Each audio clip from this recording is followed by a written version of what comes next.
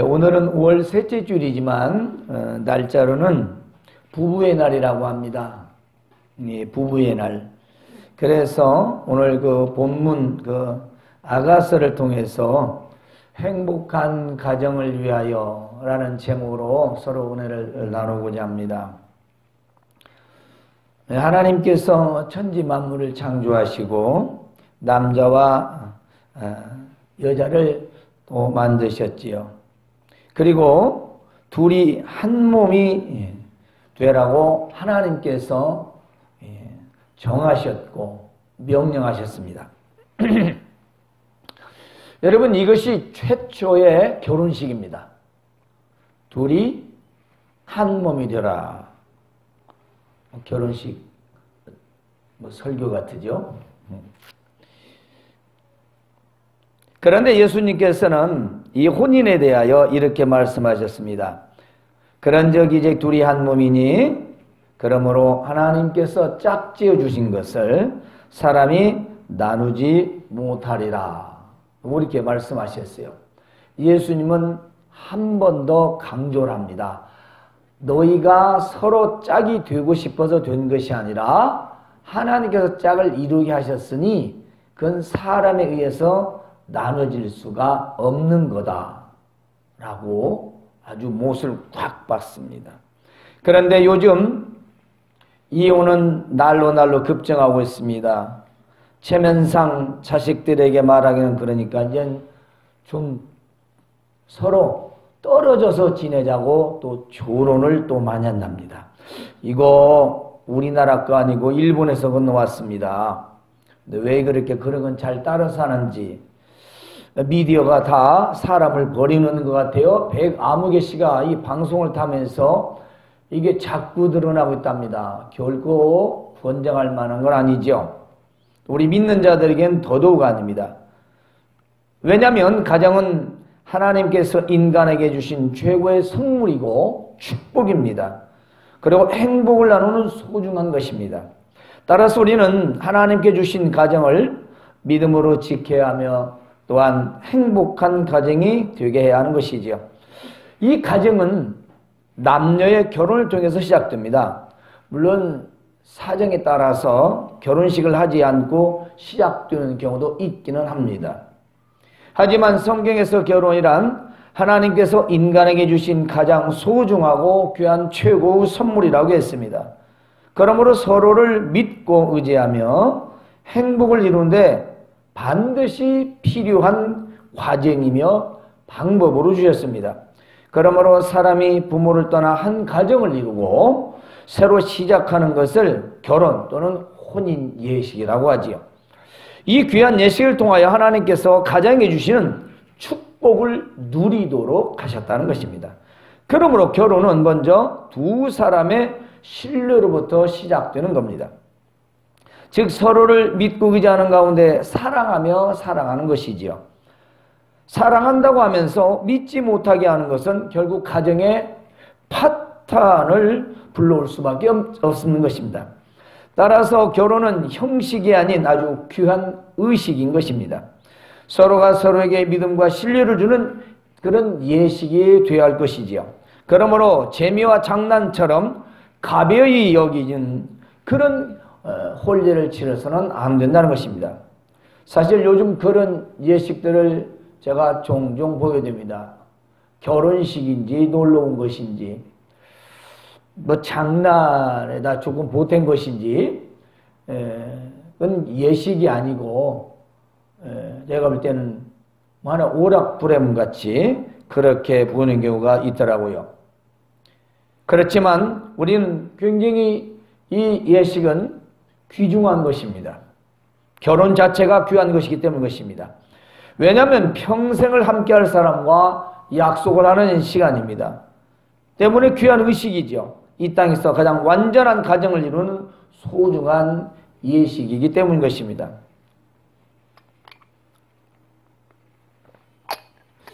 아가서는 그동안 남편인 그리스도와 그리고 신부인 그런 교회, 즉 성도들의 관계로 보고 그런 우화적인 해석을 해왔습니다.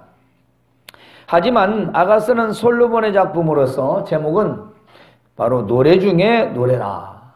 즉 솔로몬과 술람미 여자의 그 사랑 이야기를 담은 내용입니다. 따라서 아가스는 전체가 8장으로 되어 있습니다. 어떤 분은 8막이라고도 하지요. 그런데 이게 서로가 사랑하는 그런 관계에서 사모하고 또 만나고 또 애정을 표현하지만 육체의 관계는 철저히 인내하고 절제하며 마침내 결혼에 골인하는 그런 과정을 그리고 있습니다. 그리고 그 관계에서 부부의 갈등과 회복을 노래하고 있지요. 그러니까 서로 사랑하고 사랑을 표현하면서도 육체의 그런 정욕들을 잘 절제하면서 인내하고 마침내 결혼을 꾸려나지만 그 사랑과 부부의 생활에서 갈등을 겪고 그 갈등이 회복되어지는 그런 내용으로 되어 있다 이 말씀입니다. 물론 이것을 우리가 하나님이 우리 베풀어 주신 사랑과 그리스도와 우리의 관계를 노래한다라고 볼 수 있지만 이제는 그런 해석보다는 우리 사람에게 주신 우리의 사랑, 즉 에로스의 이 사랑이 아주 소중하다. 하나님께 주신 그런 사랑의 선물을 우리가 성경 안에서 누리고 살아야 한다는 그런 해석이 더 많은 지배적으로 우리 학문적으로 설득력 있게 이제는 전해오고 있습니다. 사실 그렇습니다. 우리에게 주신 가장 아름다운 성인데 그 성을 잘못 사용해왔다라는 것이죠. 그리고 남용했다는 것이고요. 모르게 사용했다는 것입니다. 그래서 오늘 하나님께 주신 이 남녀의 사랑과 결혼 그리고 어떻게 행복한 가정을 이루게 되는지를 오늘 말씀을 통해서 전하고자 합니다. 1장에서 8장까지를 다 전해드려야 이해가 되겠지만 제가 오늘 본문 말씀 바로 1절에서 7절의 내용을 중심으로 또 전후로 해서 여러분에게 전해드리도록 하겠습니다. 본문에서는 바로 남자와 여자의 사랑을 고백하는 내용입니다. 남자가 사랑을 고백하면 여자가 다시 사랑을 고백하는 그런 화답식의 그런 내용이죠. 그래서 남자가 그렇게 말합니다. 여자들 중에 내 사랑은 가시나무 가운데 백화파 같도다. 자, 그냥 백화파는 이쁜 것 같지만 백화파가 많은 가운데서 한 백화파는 이쁘지 않습니다. 그렇죠? 우리 꽃이 예쁘지만 화원에 가보세요. 똑같은 꽃 몽땅 넣으면 어느 꽃이 예쁜지 모릅니다. 그냥 다 예쁜 것 같지요. 그런데 꽃 한 송이만 딱 들면 그 꽃이 가장 예쁘지요. 그래서 사랑을 고백할 때 다발꽃보다는 한 꽃이 더 의미가 있답니다. 근데 여자들은 많이 갖다 줘야 좋다고 한다죠. 그 의미를 몰라서 그러죠. 한 송이 너밖에 없다. 그러니까 그런 모든 주변이 꽃이 아닌 가시나무에, 그죠? 가시나무가 있는데 거기에 딱 백합화 한 송이 있다면 얼마나 예쁘고 아름답게 보이겠습니까? 그러니까 이 솔로몬이 술람미 여자에 대해서 너는 정말 가시나무 가운데 있는 그 숲을 가운데 딱 하나 핀 백합화 같도다. 그러니까 여자가 뭐라고 합니까? 남자들 중에 나의 사랑하는 자는 숲을 가운데 사과나무 같다. 여러분 과수원에 가보세요. 그게 뭐 사과가 아름답고 귀하게 보입니까? 아주 널려 있는 게 과일인데 사과인데. 그런데 아이 숲불 가운데 사과 한 나무가 하나 탁 세워져 있어 보세요. 얼마나 탐스럽고 보기 좋고 정말 귀하게 보이겠습니까? 이 둘의 사랑이 얼마나 진실하고 또 애틋한지를 우리가 알 수 있죠. 그래서 이렇게 오갑니다. 내가 사랑함으로 병이 났다. 예루살렘 딸들아 내가 너에게 부탁한다. 내 사랑이 원하기 전에는 흔들지 말고 깨우지 말라. 자, 이게 무슨 말씀이냐면요. 서로가 너무 사랑하고 있기 때문에 상사병이 났대요. 보지 않으면 견딜 수 없을 만큼 사랑에 빠졌다는 것입니다. 하지만 이 뒷내용이 중요합니다. 결혼할 때까지 순결을 지킬 것을 주장하고 있는 내용이라는 것입니다. 즉 내가 너에게 부탁한다. 내가 원하기 전에는 그렇습니다. 이것은 하나의 어떤 때가 될 때까지 나를 부추기지 말라라는 의미입니다. 요즘 젊은이들 사이에는 그런 말을 종종 하지요. 예. 1박 2일을 별것으로 알지 않는 그런 풍습이 참 안타깝습니다만, 고대나 지금이나 마찬가지입니다. 정말 사랑한다면 사실은 지켜주는 것이지요. 그것이 사실은 사랑이지 않습니까? 그래서 오늘 첫 번째, 미혼자들에 대하여 제가 말씀을 들어갑니다. 오늘 3가지 정도를 여러분이 잘 들으시면 좀 여러분 가정생활에 그리고 결혼에 아마 도움이 될 줄로 믿습니다. 먼저 미혼자들에게 행복한 가정은 무엇으로 시작될까요?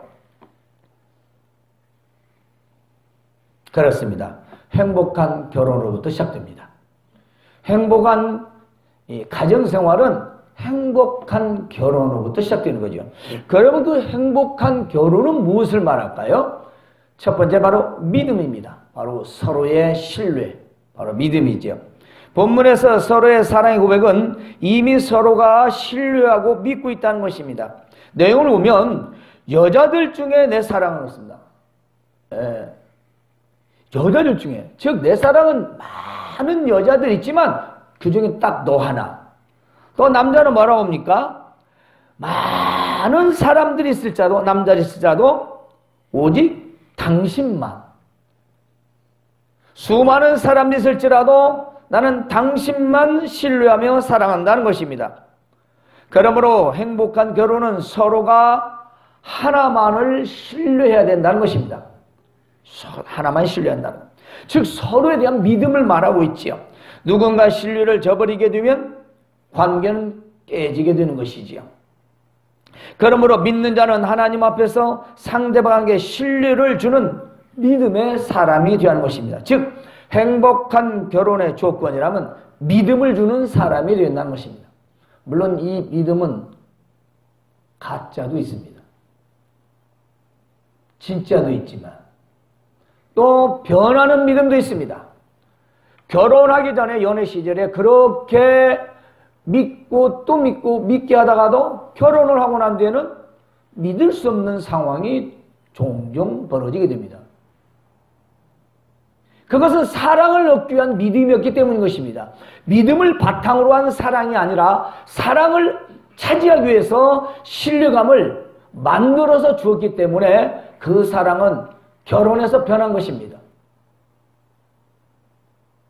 그러니 우리 젊이들 꼭 기억하셔야 됩니다. 영의 눈은 감고 육의 눈만 뜨지 마시고 육의 눈은 감고 영의 눈을 뜨시기 바랍니다. 사람의 심령이 보입니다. 마음이 보이는 거예요. 두 번째로는 서로의 사랑입니다. 본문에서 남자는 여자에게 내 사랑은 가시나무 가운데 백화파 같다고 합니다. 여자는 남자에게 나의 사랑한 자는 숲풀 가운데 사과나무 같다고 합니다. 이 아가서 8장에서는 이렇게 기록하고 있습니다. 사랑은 죽음같이 강하고 질투하는 스울같이 잔인하며 여호와의 불길 같다고 합니다. 또한 많은 물도 이 사랑을 불을 끄지 못하겠고 홍수라도 삼키지 못하나니 사람이 자기 재산을 다 준다고 해도 사랑과는 바꾸지 않을 것이다. 그렇습니다. 여러분, 사랑하는 사람과 어떤 것과 바꾸겠습니까? 그렇죠. 누가 바꾸겠습니까? 목숨을 준다고 해도 바꾸지 않지 않습니까? 그래서 로미오와 줄리엣이라는 영화가 나왔지 않습니까? 그렇잖아요. 권세도, 부귀도, 국경도, 사람의 그 어떤 잘 살고 못 사는 것도 갈라놓을 수 없다는 것입니다. 심지어는 여호와의 불길과 같다고 했습니다. 하나님의 불길은 한 번 붙으면 꺼지지 않는다는 의미가 있습니다. 그래서 사랑의 불은 붙여놓으면 안 떨어지죠. 제대로 붙으면 이제 안 떨어지요. 덜 붙으니까 헤어지고 또 만나고 헤어지고 또 만나고 헤어지고 또 만나고 그렇게 평생을 하시는 분들도 있어요. 그건 사랑이 아니죠. 욕정입니다. 때문에 서로가 좋아서 사랑하는 연애 결혼은 물론이지만 서로 소개를 받아 하는 중매 결혼일지라도 시간이 흐르면 또 신뢰가 쌓입니다. 그러나 그때 신뢰감을 주지 못하면 아마도 헤어지겠죠. 그래서 신뢰가 쌓이면 믿음이 생기고, 믿음이 생기면 사랑이 시작됩니다. 그래서 처음엔 몰랐지만 점점 살아가면서 부부의 정이 깊어가는 사람들도 많이 있습니다. 우리나라에서 예전에는 거의 다 그랬습니다. 왜냐하면 얼굴도 모르고 결혼하고 살다가 평생을 살아왔기 때문인 것입니다. 오늘날처럼 서로 얼굴을 보고 서로를 알아보고 그렇게 하는 결혼이 거의 없었기 때문인 것입니다. 그러므로 행복한 결혼은 본문에서 사랑의 고백처럼 수많은 남자들이, 여자들이 있을지라도 오직 한 사람만 사랑하는 사람이 되어야 하는 것이죠. 세 번째로는 서로의 인내입니다. 첫 번째 우리가 서로의 신뢰와 믿음이라고 했습니다. 그리고 서로의 사랑입니다. 그런데 또 마지막은 서로의 인내입니다. 왜 그냥 믿음과 사랑과 인내가 아니고 서로라는 말을 붙였을까요? 연애나 결혼이나 가정생활은 혼자 하는 게 아니지 않습니까? 둘이 하는 겁니다. 혼자 하는 거 아니에요. 짝사랑이 아니에요. 그렇잖아요? 네, 서로 신뢰감을 줘야 되고 서로 사랑해야 되고 서로 인내해야 된다는 겁니다. 믿음은 사랑의 관계를 만들고 사랑의 관계는 인내의 관계로 이어집니다. 어떤 신뢰도 어떤 사랑도 인내가 없다면 결국 무너지게 되지요. 이 세상에 완벽한 사랑은 없습니다. 하지만 사랑은 참고 기다려야 합니다. 따라서 인내는 갈등과 흔들리는 그런 사랑을 지켜내게 합니다. 이 지속적인 사랑의 인내는 가정을 지키고 행복을 만들어가는 것입니다. 아가서 1장에서는 사랑하면서도 절제하고 참고 인내하며 결혼에 꼴이 나는 내용이 나옵니다. 그리고 5장에서는 남편이 친구들과 포도주를 먹고 밤늦게 아내에게 문을 열어달라고 왔습니다. 근데 아내가 나 지금 옷도 벗고 발도 다 씻었는데 너 문 열어달라고 그냥 귀찮다 하고 안 열어줬어요. 가만히 생각해 보니까 안 되겠거든. 그래서 문을 나중에 열어보니까 남편이 없어. 그래서 걱정이 돼가지고 남편 찾으러 막 성중에 돌아다니다가 옷도 발가벗겨지고 창피당하고 결국 큰 봉변을 당하는 내용이 나오게 됩니다. 서로가 조금만 인내하고 참았더라면 이런 불상사는 없었을 것입니다. 그러므로 행복한 결혼은 힘들고 어려울 때 고집이 아닌 인내할 줄 아는 사람이어야 된다는 것이죠. 여러분, 고집과 인내는 틀립니다. 자기 마음에 들지 않으면 말도 하지 않고 쳐다보지도 않고 그건 고집이에요. 고집과 인내를 우리는 분별해야 됩니다. 인내는 옳은 곳에 사용하는 것입니다. 그리고 부부의 사랑과 가정을 지키기 위해서 사용하는 겁니다. 오히려 고집은 버려야 되는 겁니다. 에? 인내와 고집도 분간 못하는 분들은 아니겠지요. 그래서 이렇게 서로의 믿음과 그리고 서로에 대한 사랑과 서로에 대한 인내심을 우리가 볼 줄 알아야죠. 만들어진 것 말고 정말 진심에 있는 것. 행복한 가정은 행복한 결혼에서 시작된다고 했습니다. 그 행복한 결혼의 원칙은 믿음과 사랑과 인내라고 할 수 있지요.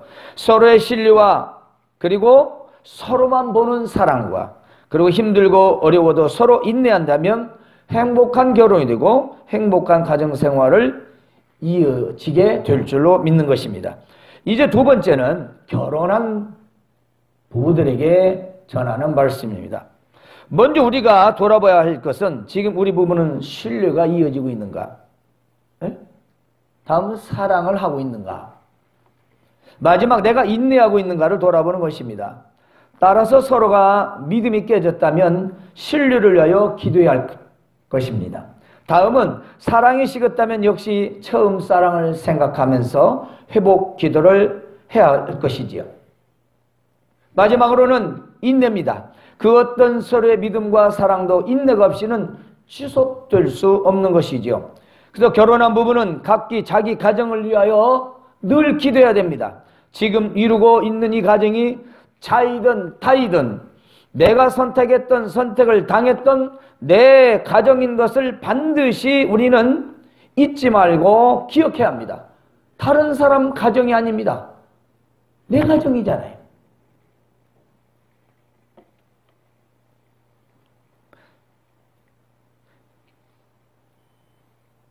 그리고 내 가정의 그 어떤 문제라도 해결자는 하나님이신 것을 명심해야 합니다. 나의 가정을 행복하게 하려면 하나님의 도움이 반드시 필요합니다. 그러므로 하나님께 매달려 하나님의 도우심을 받으실 바랍니다. 특히 홀로 믿는 자의 가정은 신앙생활의 문제로 여러 가지 불화가 있을 수밖에 없습니다. 하지만 한 가지 꼭 기억해야 할 것이 있습니다. 하나님께서 나를 이 가정에 선교사로 파송하셨다는 것을 기억해야 하는 것입니다. 그것은 나의 가족 모두가 함께 지옥을 가야 할 것인데 바로 나를 먼저 믿게 하셔서 온 가족의 천국의 기회를 주셨음을 오히려 감사해야 된다는 것입니다. 근데 많은 사람들은요 불평불만을 많이 합니다. 그냥 나만 믿고 왜 안 믿는 남편 만나고 그렇게 전도도 안 믿고 그런 분들도 있어요. 근데 우리 한번 돌려 생각해 보세요. 내 자식들하고 다 함께 지옥에 가야 되는데 어떤 루트로든 누구를 통해서든 내가 예수를 믿었다는 것은 나만 천국 가는 게 아니라 우리 가족 다 천국 가서 영원한 생명을 누리라고 하신 거 아니겠습니까? 내가 안 믿었어 보세요. 다 지옥에 가는 거 아니겠습니까? 감사해야죠. 불평할 일이 아니잖아요. 아니었습니까? 그러잖아요. 이건 불평불만할 일이 아니고요. 감사하며 가족권을 위하여 목 놓아 우리는 생명 놓고 기도해야 할 것입니다. 정말 목숨 걸고 기도하십시오. 그리고 가정에 위기가 있다면 곧 하나님께서 주신 기회인 것을 기억하시고 반드시 기도하시기 바랍니다. 그래야 내 가정이 회복되고 참 행복한 가정이 될 수 있는 것입니다. 하나님만이 이 가정의 문제 해결자라는 것입니다. 아무리 사람이 상담을 하고 심리학자를 찾아가 상담을 하고 뭐 부부 전담하는 그런 분과 상담해도 해결 없습니다. 이혼율은 그분들이 더 많대요. 이게 어떤 논리적인 걸로 해결되는 것이 아니지 않습니까? 그렇잖아요. 가정의 문제, 불화의 문제, 자녀들의 문제, 우리가 교훈하고 우리가 가르칠 수 있지만 또 말할 수 있지만 이게 그렇게 되는 것이 아니거든요. 하나님이 다스려 주시고 하나님께서 주관해 주셔야 가정이 회복되고 그리고 참 행복을 누릴 수 있는 줄로 믿습니다. 때문에 우리는 가정의 모든 문제는 하나님만 해결자라는 사실. 특별히 우리 교회는 홀로 된 분들이 많이 있었습니다. 혼자 믿는 분들이. 그걸 자신이 하려고 하니까 안 되죠. 안 됩니다. 정말로 5월달 맞이해서 내 목숨을 가져가시든지 가정을 회복시켜준지 목숨 걸고 다시 한번 기도하기로 결심하시기 바랍니다. 이제 우리 세 번째 우리가 가장 주의할 혼전 성관계와 동거에 대해서 말씀을 전하겠습니다. 하나님은 결혼 전 성관계나 동거를 허락하시지도 않았고 원하시지도 않았습니다. 아가서 2장 7절은요. 예루살렘 딸들아 내가 노루와 들사슴을 두고 너에게 부탁한다. 내가 사랑이 원하기 전에는 흔들지 말고 깨우지 말지니라. 예.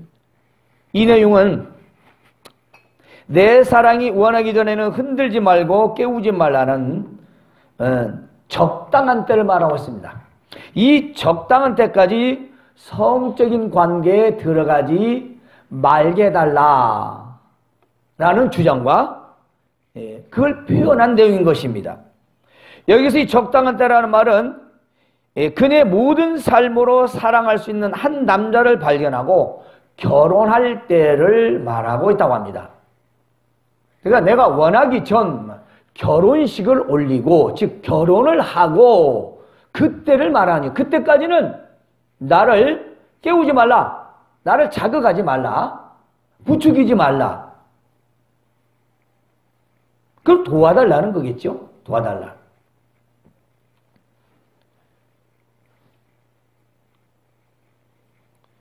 따라서 처녀들이 결혼할 때까지 처녀로 남아야 있음을 주장하고 있다는 것입니다. 성경에서는 만일 두 남녀가 사랑하는 관계가 되면 부모님에게 허락을 받아 혼인식을 하든지 아니면 부모님 허락하에 부득불 동거할 수는 있을 것입니다.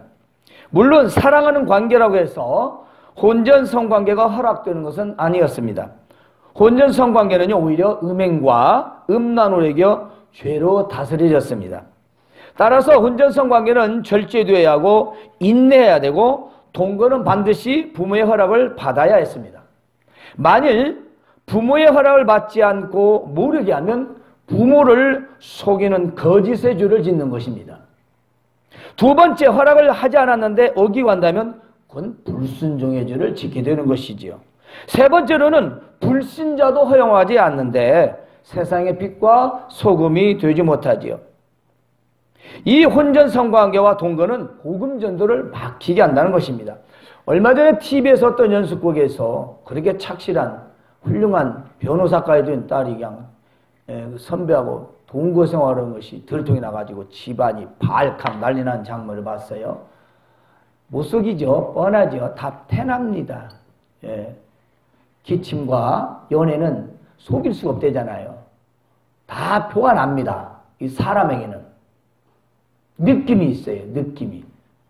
그런데 딱 동생한테 걸려서 제대로 뒤집어진 걸 한번 봤습니다. 사실 그 사람들은 신앙인들도 아닙니다. 오히려 불신자들입니다. 그럼에도 불구하고 동거를 허용하지 않습니다. 아니, 사랑하면 둘이 지낼 수 있지 라는 말과 너무나 다르지 않습니까? 고리타분한 얘기가 아니죠. 결혼은 신성한 하나님의 명령입니다. 그래서 둘이도 좋지만 부모의 허락을 반드시 받아야 되지요. 따라서 혼전 동거는 육체의 쾌락을 즐기기 위한 것으로밖에 볼 수 없습니다. 혼전 성관계 역시 하나님 앞에서는 서로의 육체의 쾌락을 위한 음란의 죄일 뿐인 것입니다. 또한 결혼의 신성함이 다 무너져서 가정에 주시는 약속, 첫 축복을 받을 수가 없습니다. 사실 우리는 많은 사람들이 이걸 무시하거든요. 왜냐하면 눈에 보이지도 않고 알 수도 없기 때문인 것이죠. 과연 첫날 밤 그리고 예식과 함께 그렇게 이루는 사람이 많을까요? 없을 겁니다. 과거에는 많이 있었겠죠. 요즘은 아마 묻는 사람이 좀 이상한 사람이겠죠. 그러나 성경은 그렇지 않습니다. 우리가 몰랐을 때야 그렇게 살지만 알았을 때는 그러면 안 되고 또 우리 후손 자식들에게는 그래서는 안 된다는 것입니다. 가르쳐야 된다는 것입니다. 가르쳤는데 듣지 않는 걸 어떻게 합니까? 그건 뭐 내 잘못이 아니죠. 그러나 우리는 분명히 가르쳐야죠. 저도 그런 입장에서 이 말씀을 전하는 것입니다. 왜냐하면 새로운 가정을 탄생하는 축복과 메시지를 받아야 되는데 사실 이건 할 것 다 하고 뭐 그때 아무리 축하 메시지를 준다 한들 그 의미가 뭐가 있겠습니까? 신성함도 없지요. 사실 이미 서로가 육체의 관계를 맺고 있는데 첫 번째 처음 시작 의미가 하나님 앞에서 과연 그 선포할 수 있을 것인가? 우리는 깊이 생각합니다. 그러므로 혼전 성관계와 동거는 새로운 인생의 첫 축복을 스스로 버리는 행위라는 것입니다. 스스로 자기 축복을 자기가 차는 거예요. 수많은 기독교 중에 이처럼 얘기를 제대로 해주는 목사님이나 교회 설교는 흔치 않습니다. 말을 못해요. 왜냐? 수두로 가니까. 교회 떠날까 봐 못합니다. 못합니다. 아니 바른 걸 가르쳐 줘야죠. 못하게 해야죠. 그게 교회고 그게 하나님의 말씀 아니겠습니까? 눈치 보면서 하지 못하는 건 안 되죠. 그건 사실 한 명이든 두 명이든 가르쳐야 되는 건데 말입니다.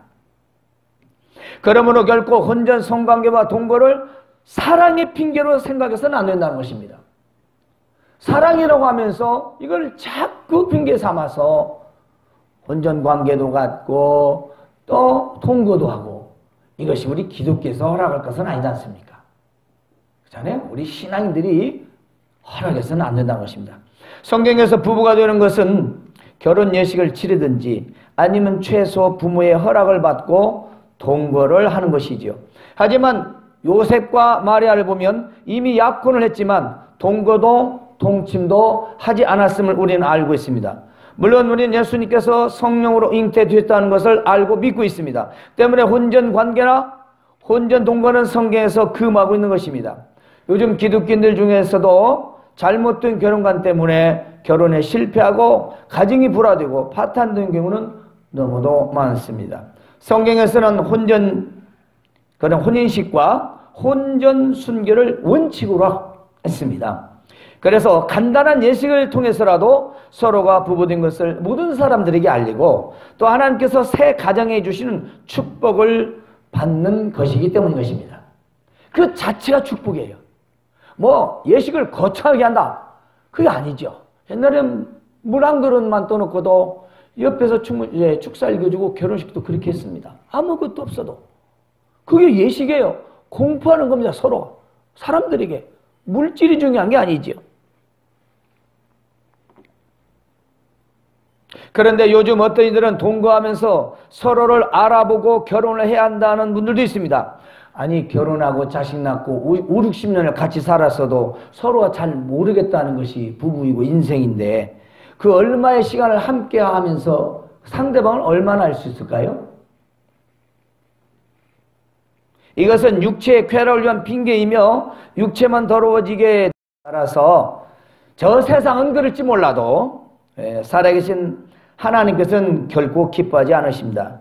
따라서 미혼자들은 자기 배필을 위하여 늘 기도로 준비하시기 바랍니다. 이제 전도서 11장 9절에서 11절에 있는 말씀을 함께 보겠습니다. 청년이여, 내 어린 때를 즐거워하며 내 청년의 날을 마음에 기뻐하며 마음에 원하는 길과 내 눈이 보는 대로 조차 행하라. 그러나 하나님이 이 모든 일로 인하여 너를 심판하실 줄 알라. 그런즉 근심으로 네 마음에서 떠나게 하며 악으로 내 몸에서 물러가게 하라. 어릴 때와 청년의 때가 다 헛되이니라. 하나님께서는 정상적인 결혼식을 통하고 또 결혼을 통해서 가정 이루시기를 원하고 계십니다. 또한 행복한 가정이 되기를 원하십니다. 때문에 가장 중요한 것이 결혼입니다. 어떤 사람과 결혼을 하느냐에 달려있다는 것입니다. 따라서 상대방에게 신뢰를 주는 믿음과 한 사람만 보는 그런 사람과 힘들고 어려워도 인내하는 사람이라면 행복한 결혼이 되고 행복한 가정생활을 이어지게 될 줄로 믿으시기를 바랍니다.